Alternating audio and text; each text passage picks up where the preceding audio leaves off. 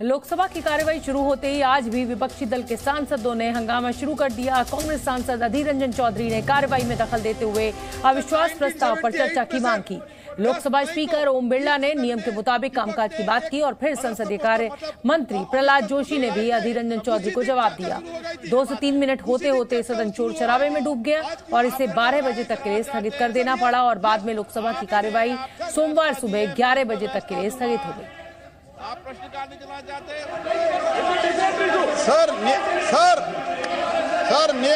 नियम के अनुसार 10 दिन समय है सर। आप जब भी डिसाइड करेंगे हम तो तैयार है सर।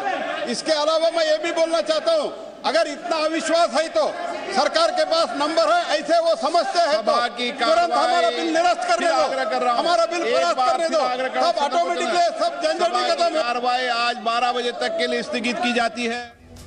कांग्रेस सांसद अधीर रंजन चौधरी और संसदीय कार्य मंत्री प्रहलाद जोशी ने क्या कुछ कहा, आइए आपको वो भी सुनवा देते हैं। जल्द से जल्द ये जो अनास्था प्रस्ताव मतलब अविश्वास प्रस्ताव है, इसमें चर्चा शुरू होना जाना चाहिए, क्योंकि सब्सटेंटिव मोशन ऑन पॉलिसी नहीं लिया जाते हैं, रूल ये कहते हैं। इसलिए मैं कल जिक्र किया था कि 1978 में जब अविश्वास प्रस्ताव आए थे सदन में, जिस दिन प्रस्ताव आए उसी दिन चर्चा शुरू हो गई। नियम के अनुसार 10 दिन समय है सर। आप जब भी डिसाइड करेंगे हम तो तैयार है सर। इसके अलावा मैं ये भी बोलना चाहता हूँ, अगर इतना अविश्वास है तो सरकार के पास नंबर है, ऐसे वो समझते हैं तो तुरंत हमारा बिल निरस्त करने दो, हमारा बिल पास करने दो, सब ऑटोमेटिकली सब झंझट खत्म। वहीं राज्यसभा की कार्यवाही आज 27 मिनट टली। तृणमूल कांग्रेस के सांसद डेरेक ओब्रायन और सभापति जगदीप धनखड़ के बीच तीखी नोकझोंक शुरू हो गई। Once you will lend your ears, you will understand. Question hour is a please take your seat, Mr. Derek O'Brien, Mr. Derek O'Brien. It has become your habit to engage into theatrics. You every time rise. You think it is your prerogative. The minimum thing which you can exemplify is to show respect to the chair. If I am saying something, you rise and create theatrics. Sorry, gentlemen. Don't thump the table. Don't thump it. It is not a theatrics. We will not countenance this. No, I am so sorry. No, I will call the leaders. No, sorry. The house is adjourned for the day. We can't suffer this.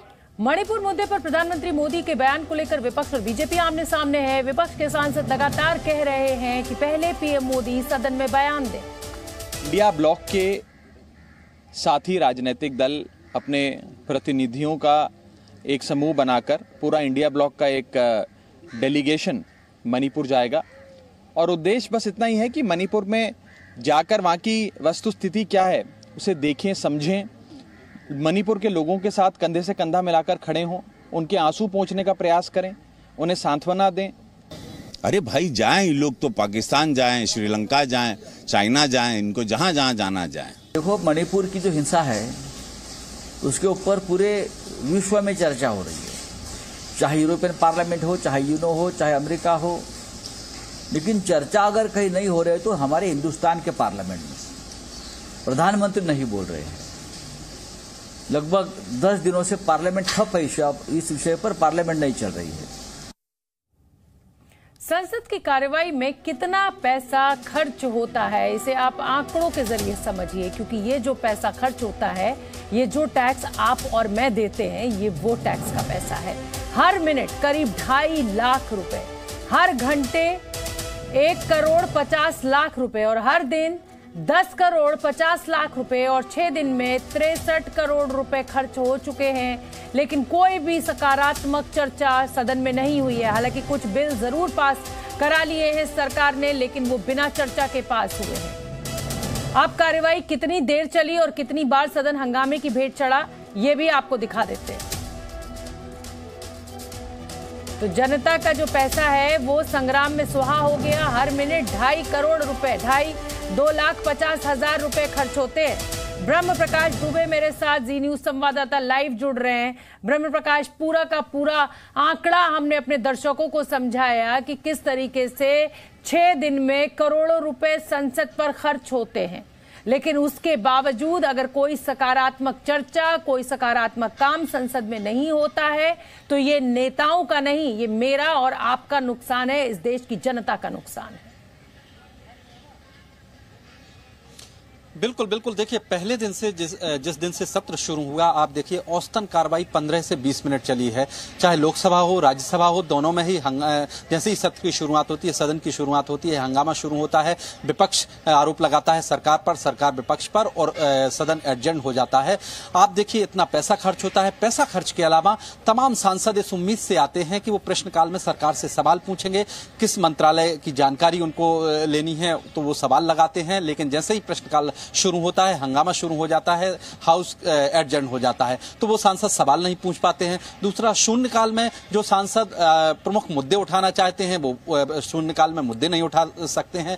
तो ये जनता का दूसरी तरह से भी नुकसान है कि ना तो वो उनके मुद्दे उठा पा रहे हैं, उनके जो जनप्रतिनिधि हैं, सांसद हैं, और दूसरा ना सरकार से सवाल पूछ पा रहे हैं। तीसरी महत्वपूर्ण बात शोभना, आप देखिए कि जो बिल पास हुए हैं, 5 बिल पास हुए हैं लोकसभा में अभी तक, वो हंगामे के दौरान पास हुए हैं, उस पर बिल्कुल भी चर्चा नहीं हुई है। जबकि चर्चा इसलिए रखी जाती है कि जो बिल सदन में आते हैं जनता को पता चले चर्चा के दौरान कि इसमें है क्या, जो उनके लिए नियम कानून बनाए जा रहे हैं। आप देखिए, किसान बिल को लेकर यही हुआ था कि बिना चर्चा के पास हुआ तो उसके परिणाम क्या हुए। अगर इस तरह से बिना चर्चा के बिल पास होते हैं तो उनके परिणाम बाद में भुगतने पड़ते हैं सरकार को भी और जनता को भी। लिहाजा दिक्कत यह है कि वो लोगों को पता भी नहीं चल पाता है कि उनके लिए सरकार ने क्या कुछ नियम बना दिए या क्या बिल सरकार ले आई है। लेकिन ब्रह्म प्रकाश, अब गूढ़ प्रश्न, हालांकि इसका जवाब बड़ा मुश्किल है, लेकिन मेरा सवाल आपसे यह है कि इस बार अगर सदन नहीं चल पा रहा है पिछले 1 हफ्ते से, तो जिम्मेदार कौन?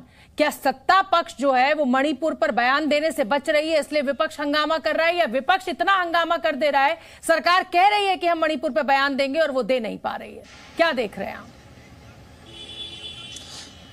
शोभना, देखिए, पहले दिन से मैं आपको बताता हूं, जब सत्र शुरू होने वाला था उसके 1 दिन पहले सर्वदलीय बैठक हुई थी। उसमें विपक्ष ने मांग रखी कि मणिपुर मसले पर सरकार चर्चा कराए। सरकार की तरफ से विपक्ष की मांग पर हामी भरी गई। जब सत्र शुरू हुआ, दोनों के सदन शुरू हुए, विपक्ष ने दूसरी कंडीशन रख दी कि इसके पहले प्रधानमंत्री दोनों सदनों में स्टेटमेंट दें, जबकि ये पहले दिन ये शर्त नहीं थी। लिहाजा सरकार को ये लगा कि जैसे ही वो विपक्ष की मांग मानते जाते हैं, विपक्ष एक नई कंडीशन लगाता जाता है। असल में विपक्ष का मकसद चर्चा कराना नहीं है बल्कि हंगामा करना है, और यही आरोप अब सरकार लगा रही है कि जैसे ही वो अपोजिशन की एक मांग मान लेते हैं, वो नई कंडीशन लगा देते हैं। लिहाजा अगर आप कहें कि जिम्मेदार कौन है, तो विपक्ष ने पहली मांग रखी, सरकार ने मानी, इसके बाद विपक्ष ने दूसरी मांग रख दी, तो सरकार दूसरी मांग अब मान नहीं रही है। तो आप इससे अंदाजा लगाइए कि इस मसले का जिम्मेदार कौन है। सरकार कह रही है कि जनता पर छोड़ देना चाहिए। अब जनता तय करे कि अगर सदन में काम नहीं हो पा रहा है तो फिर जिम्मेदार कौन है। बहुत बहुत धन्यवाद आपका ब्रह्म प्रकाश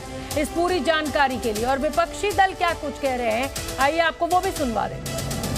प्रधानमंत्री के बयान की मांग करना विपक्ष का एक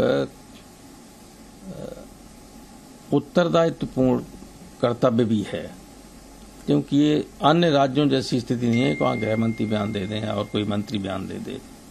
ऐसी स्थिति नहीं है, बहुत गंभीर स्थिति है। प्रधानमंत्री के पास तो टाइम नहीं, डरते, घबराते। देश में जो कुछ हो रहा है कभी नहीं हुआ था। इतनी शर्मनाक घटना खुद तो जान ही रहे हैं, और अब इंडिया के सारे घटक दल जाएंगे वहां से। कल जाना है उनको, परसों लौट के आएंगे। निश्चित रूप से वो अपने अनुभव साझा करेंगे। Z News.